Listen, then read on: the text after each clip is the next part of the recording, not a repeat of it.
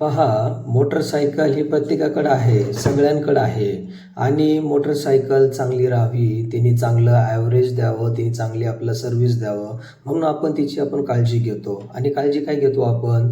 दररोज तिला आपण पुसतो, तिचं ऑइल बदलतो आणि पेट्रोल चांगलं ठेवतो आणि वेळच्या वेळी तिला आपण सर्व्हिसिंग करतो. आणि हे जर केलं ना, तर आपली मोटरसायकल ना जास्त काळ आपल्याला चांगली सर्व्हिस देते.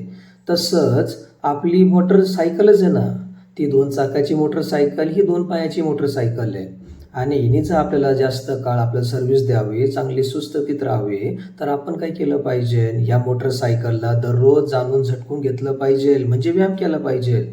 रोज चांगलं पेट्रोल टाकलं पाहिजे आणि ऑइल बदली केली पाहिजे. तर ही मोटरसायकल आपली ही चांगली राहील, ही गुडघे वगैरे चांगले सुस्त राहील.